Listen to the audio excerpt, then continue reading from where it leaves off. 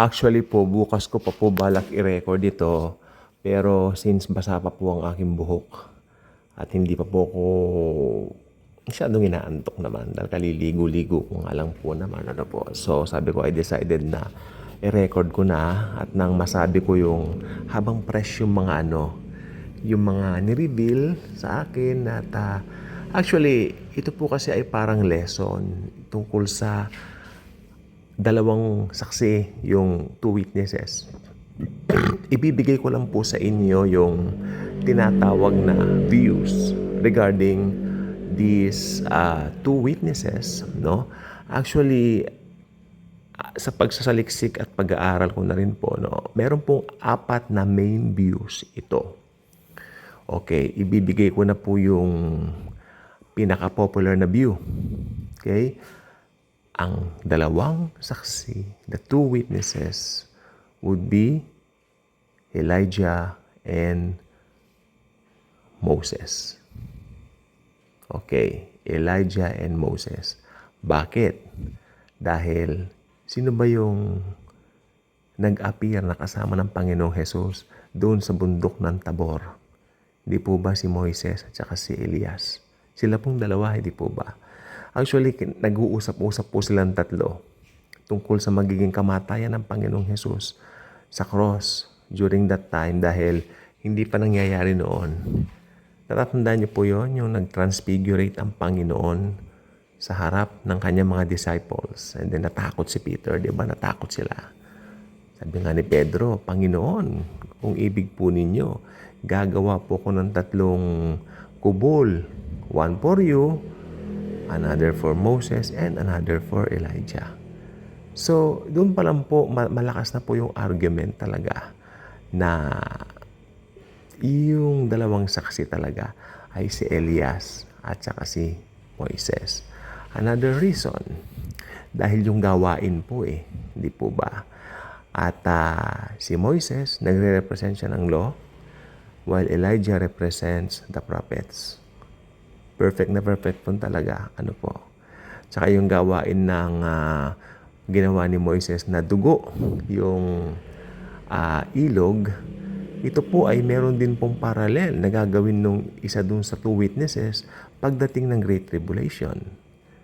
At ito po si Elijah, meron din po siyang ginawang miracle from the Old Testament na gagawin din po niya pagdating ng tribulation. Ito yung magpauna ng apoy. So it's very amazing. Actually, if you are really into eschatology, masasabik ka talaga na pag-aralan ng mga ito. Kasi nandun yung mga parallels nakatago. Kaya yan ang unang view. Si Elijah at si Moises ang tinatawag na dalawang saksi or two witnesses. Meron po tayong second view. Hindi masyadong popular itong belief na to. Pero actually, nung bagong born again ako, ito po talaga yung sinasabi nung pastor na nagturo sa amin. Isa lang po yung kanang argument po rito. Ito po ay ang two witnesses na sinasabi nila na si Enoch at yung isa, si Elijah. Ayun pa rin. Bakit hindi raw pwede si Moises? Dahil si Moises daw hindi nasaksihan ng kamatayan. Okay? Dahil si Moises daw namatay kanila. Parang ganon. Samantalang si Enoch, the same yung nangyari sa kanya kay Elijah. They were raptured. Yun lang ang argument nila. Wala nang iba. Pero ang argument naman natin dito, si Enoch po kasi kahit na nagpakita siya ng napakagandang, ang tawag dito, magandang katangian, okay, doon sa lugar na yon, hindi po ba na siya ay naging good example doon. Si Enoch po kasi hindi po siya Hudyo. Wala po siya sa lahi ni Abraham. Siya po ay hentil.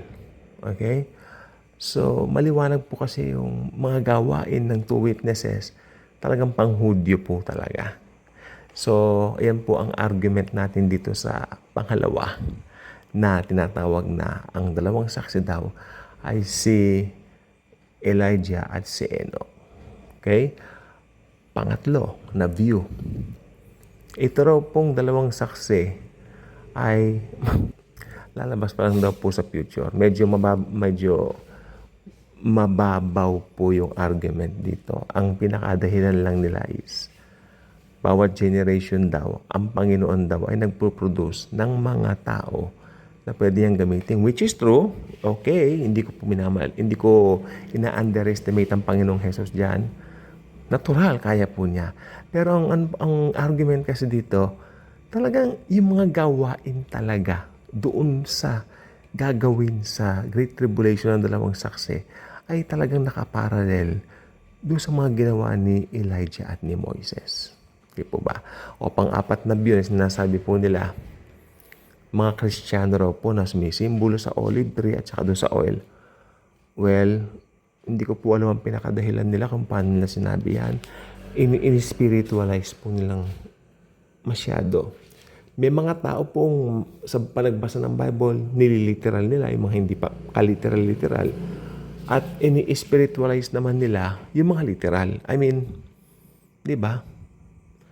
So, itong argument nito, simple lang po dahil mahilig sila mag-spiritualize. Kahit naman saan sa Bible, pwede mong spiritualize eh. Pero mahina po yung argument na yan. Okay. So, sa apat na views, ang pinakamalakas po talaga na argument, o ang pinakamalakas talaga na pwede natin paniwalaan dito, ay ang dalawang saksi ay sina Moises at si Elias. Si Elijah and si Moses. Sila po talaga yung dalawang saksi. Actually, ako nakatitiyak po dito.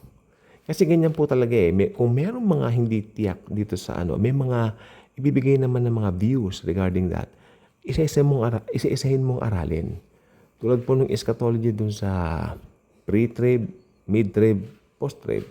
Talagang pag pinag-aralan mo ang Bible, rightly dividing the scripture, talagang pre-trib po talaga ang tama.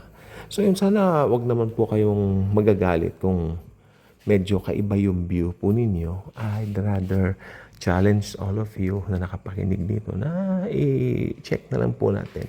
Ano ba yung mga views natin? Malay niyo po, may gustong i-correct si Lord sa atin. Maski po sa akin, patuloy po ako nag-aaral dito. Overall, ang maganda po nito, kahit ano man ang views ninyo dito sa dalawang saksi o dalawang witnesses na ito, ang importante, pagdating ng Great Tribulation, may gagamitin ng Lord, may gagamitin si Lord para magpatotoo ng kanyang kabutihan at biyaya. Hindi po ba? So, ayun po ang kanilang gagawin. Dahil unang-una, nung itinayo po yung Third Temple, i-remind niya yung mga Hudyo na tapos na sa cross lahat. Ngayon, ang importante, kay Jesus kayo maniwala. Ayun ang sasabihin po nila. Isa mga papaliwanag nila sa mga Hudyo na kasi atat na sa Third Temple nila. Okay? So, importante may gagamitin ng Lord during that time. So, tayo mga may iba't ibang view dito, huwag na po tayo mag-away-away, kundi magkaunawaan na lang. God bless everyone.